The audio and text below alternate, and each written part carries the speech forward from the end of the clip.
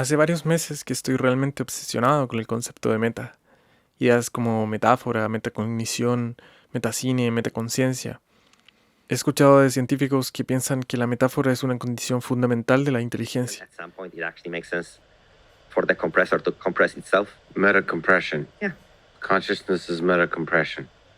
que nuestra experiencia del mundo es una continua metáfora de un mundo real al que no tenemos acceso, pues es necesaria la abstracción mental, la construcción de un modelo de entendimiento para existir en un lugar que contiene mucho más de lo que podemos experimentar con nuestras limitadas capacidades. Creo que esta obsesión mía provocó que Bardo, la última película del director mexicano Alejandro González Iñárritu, me llegara tan fuerte. Es curioso cómo esta película, en muchos sentidos criticable y contradictoria, termina siendo la película que me llevó a invertir una enorme cantidad de energía para producir este video, cuando muchas otras veces en mi vida he tenido esta sensación de una belleza enorme y ganas de hablar sobre muchísimas otras películas que incluso me parecen más dignas de analizar. Muchas de ellas son de hecho influencias directas de Bardo. Pero si traigo aquí esta metareflexión de las razones de por qué este video existe y estás potencialmente ahora mismo escuchándolo, es porque esta metaconciencia del fenómeno es precisamente el concepto que permea a Bardo y la condición que permite sostener que es la película que refleja nuestro tiempo. Las redes sociales posibilitan la integración directa del ego individual hacia una conciencia colectiva y viceversa, la integración del algoritmo en nuestros deseos más íntimos. En este video intentaré fundamentar por qué pienso que Bardo es la película que lleva el modelo de TikTok al cine. La escena repetida de nosotros cagando, limpiándonos el culo, cantando las mañanitas, sacándonos... Ya los para, mo- ¿Qué? que no estás moviendo los labios. Bardo es la historia de Silverio, un periodista mexicano y documentalista que vive en Los Ángeles. Tras recibir un prestigioso premio por parte de una asociación de periodistas norteamericanos, retorna a México en un viaje que lo empujará a una crisis existencial. De esta sinopsis deriva ya uno de los conflictos más presentes durante el viaje emocional de Silverio.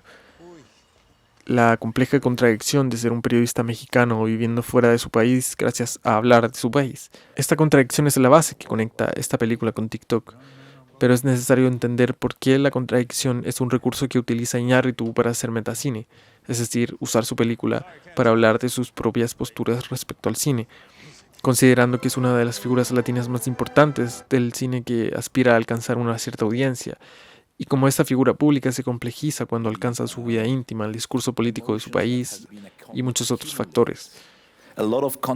Silverio regresa a México. Esto le obliga a enfrentarse a ese pasado que ha dejado atrás, poniéndolo frente al hecho de que su éxito viene de una extracción hacia un territorio que ya no le pertenece.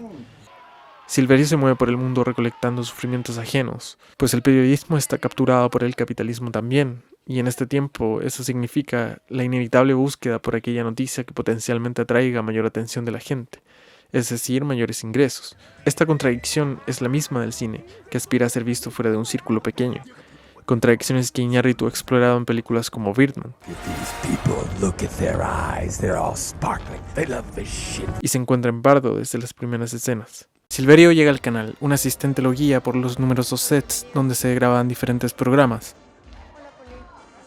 Esto ocurre en un plano secuencia bastante largo que nos hace ponernos desde la perspectiva de Silverio, es decir, todo lo que vemos está dentro de su mente. Aquí la cosa se pone interesante, pues apenas entra Silverio nos encontramos con un programa que se interrumpe por una entrevista de último momento con la trabajadora del metro, que encontró a un hombre accidentado dentro del vagón. Al final de la película entendemos que ese hombre es Silverio, lo que permite reinterpretar esta escena de la siguiente forma. Consideremos el ambiente en que los presentadores entrevistan a la trabajadora. El programa se lleva a cabo simultáneamente a varios otros, llenos de extravagancias, grandes recursos y coreografías de mucha gente. La actitud de los animadores es la de generar un espectáculo de ello, pues Silverio está vivo, completamente sano, pasando solo a un par de metros de ellos, pero ni siquiera lo notan. No les preocupa a Silverio como persona, sino su accidente. En este plano secuencia el canal es literalmente un continuo espectáculo que busca de diferentes formas el mismo fin. mantener a un espectador poco atento el mayor tiempo posible. Eso también está pasando a nivel de metacine, pues este plano secuencia es una escena espectacular desde el punto de vista coreográfico, la cantidad de extras, los movimientos precisos, la construcción de arte. Y hasta ahora hemos visto escenas surrealistas, llenas de creatividad, enormes desplantes, pero que no se justifican internamente. Esto es la representación grandilocuente de la crítica de Iñárritu hacia el periodismo, y en este punto es obvio que el periodismo es el equivalente al cine, y que Silverio es obviamente Iñárritu.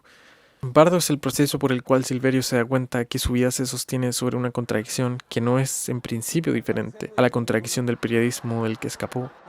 Silverio mostrará un fragmento de sus trabajos en la premiación. Decide mostrar un fragmento del documental en donde una caravana de mexicanos intenta pasar la frontera.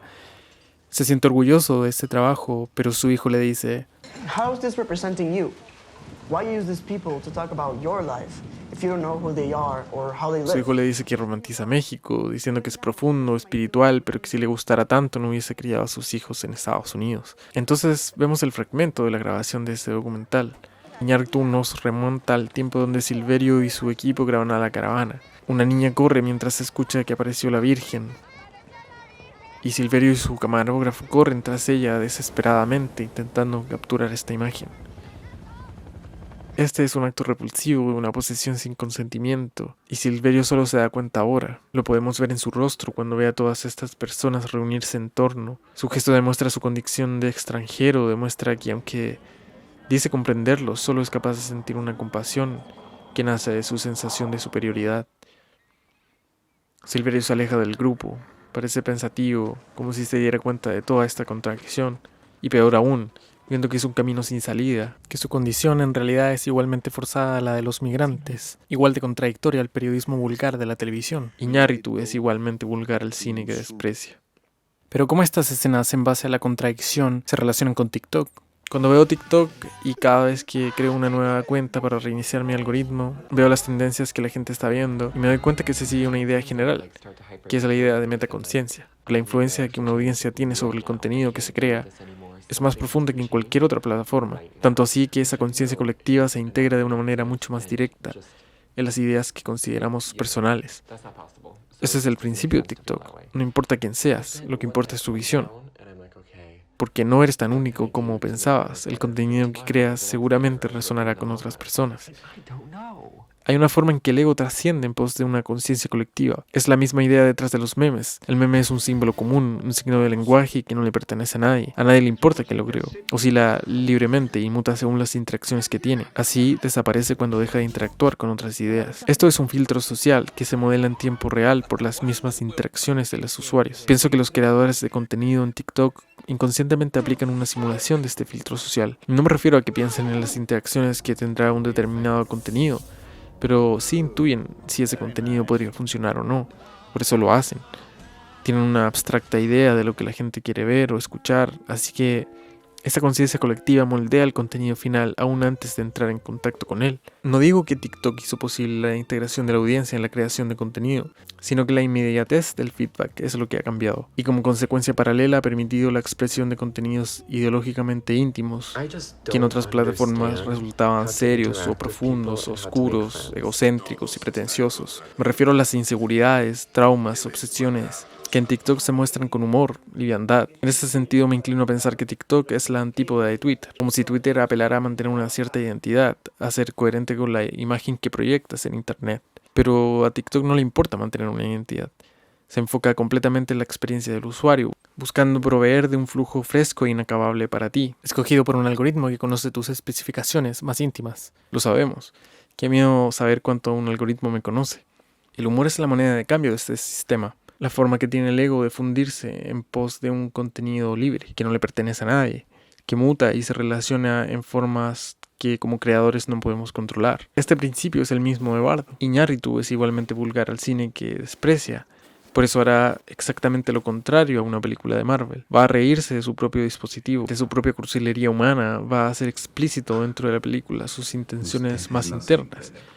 Esta idea está representada en una de las escenas más bellas de la película, que prefiero no tocar para que puedas disfrutarla sin saber nada antes.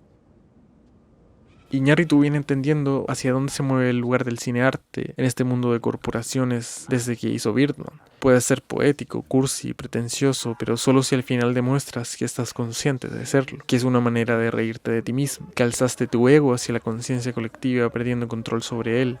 Esto es el filtro social actuando en lo que creías tus convicciones y obsesiones más íntimas.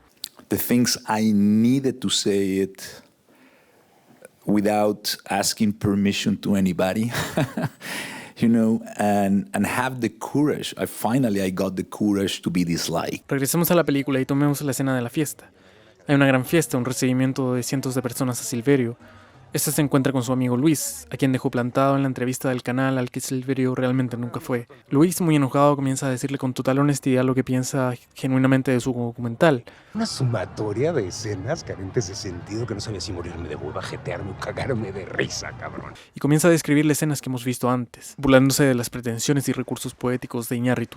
Silverio intenta exponer su punto de vista, sonando pretencioso, poéticamente vacío, estereotípico. Iñárritu está burlándose de sus propios principios y miedos también. Pero ¿por qué?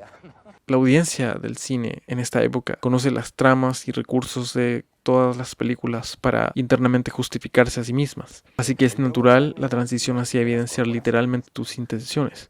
Pues tal como en TikTok, esto permite mostrar tu honestidad sin miedo a ser juzgado. Nadie puede juzgarme si me juzgo yo primero. Ese es uno de los principios de TikTok. Eso es exactamente lo que Iñárritu hace en esta película. Tal como él dice, al fin me atreví a no gustar. Iñárritu fue todo lo pretencioso que quiso, pero eso fue posible porque el filtro social operó en él antes incluso de que alguien pudiera criticarle. Intuitivamente su visión se planteó desde la metaconciencia de sus deseos, burlándose del primero de su obra. Esa es una de las ideas más fuertes de Bardo. Quien no sabe jugar no merece ser tomado en serio. Y el humor es una cosa muy seria. Es la herramienta del humor la que te permite hablar de ti mismo en TikTok, pues nadie soportaría las cavilaciones internas de un desconocido si no vienen revestidas de esa metaconciencia que aplica el filtro social antes que interactúe con la audiencia, pues ese es el dispositivo que despersonaliza la intimidad de un discurso interno. Y esto lo hace gracioso. No importa lo terrible que sea tu mundo interno para ti, existe siempre el humor al saber que muchas personas se han sentido igual. Por eso TikTok es tan efectivo. Es una plataforma que crea una nueva manera de sentirse acompañado. Pienso que es natural que esto ocurra también en el cine, pues es una forma de recuperar la sensación de inmersión. El cine está desesperadamente buscando recuperar la sensación de inmersión a través de experiencias cada vez más sensoriales en las salas o a través de, por ejemplo, la realidad virtual. Pero el cine que queda relegado de estas tecnologías podría estar buscando la sensación de inmersión a través de la misma historia. Bardo es un ejemplo de eso. No puedes esperar que un espectador conecte emocionalmente en una experiencia íntima si la planteas como única, reservada, seria. Es curioso que solo el hecho de reírte de ti mismo te dé la posibilidad de hablar tu discurso más interno, como un acuerdo implícito entre las motivaciones del ego y el contexto social en donde habita, una especie de disfraz necesario para digerirlo. Por eso me hace tanto sentido la idea del metaverso, no lo que propone ni lo que aspira a ser, sino solo el concepto. Es otra plataforma, otro espacio con leyes diferentes para la búsqueda de cómo podemos expresar nuestro ser más interno. Pienso que todas las tecnologías que nazcan del capitalismo actual obedecen desde diferentes esferas e intenciones a explotar el ego. Lo llevan a terrenos nuevos, creando los escenarios y las formas para que pueda compartirse. En la visión más optimista, podría ser que la exacerbación del ego nos lleve precisamente a su disolución. Cada nueva plataforma digital nos entrega la posibilidad de desprendernos de las limitaciones de un cuerpo individual para encontrar nuevas formas de explorar la complejidad de nuestra necesidad de ser sociales.